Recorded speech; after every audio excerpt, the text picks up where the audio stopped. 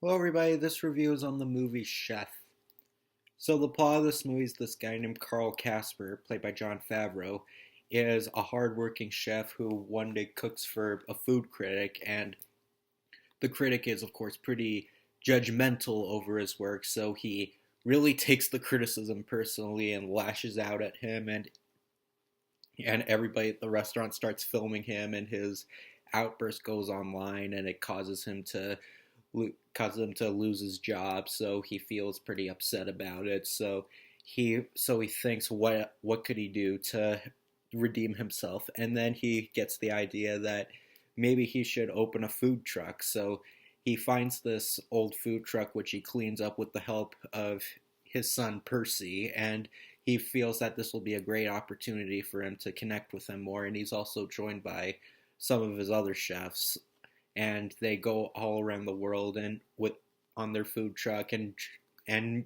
even Percy tries to, since he's younger and more experienced with social media, he tries to get a Facebook page up for his food truck and get all sorts of revenue from it. And they go around, and you see the story of just a standard chef who lost his job, becoming a worldwide sensation over a truck.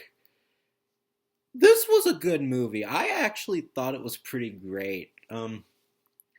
I watched this movie recently because I was thinking, like, you know what? I haven't seen this film yet, and I've seen most of Jon Favreau's stuff. I don't know everything he's directed, but I feel like I've probably seen all of his stuff, or at least most of his stuff.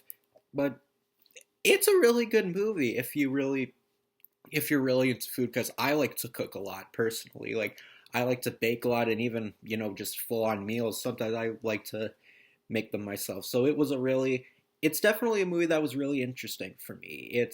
But it's not just about cooking and stuff. It's also a good family connection story, because the whole thing is that Carl's trying to spend more time with his son, and they do form a really good relationship together. They're a great father and son duo. Like, it's not just the typical son wants to do one thing while the father says, no, you should do this. No, their relationship feels believable, and they really bond together good.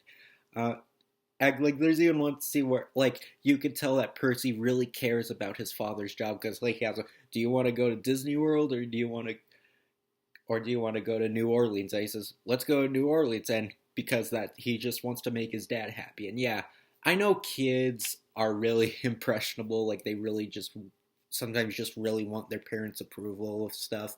But sometimes it really builds good relationships, and it really allows them to do stuff together. And even lots of the supporting characters, like John Leguizamo's in the movie, and he is a major character. He also helps with the food truck, and John Leguizamo's always good to see.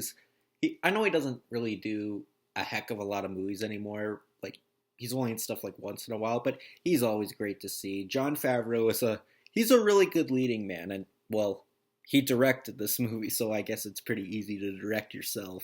But Jon Favreau's a really talented man. You got to admit, like, he directed Elf, the first two Iron Man movies. He created The Mandalorian. Like, he's a really talented guy, and he's starred in a lot of stuff. Like, say what you will about the guy of him being overexposed, but he is a very talented guy, and he really knows.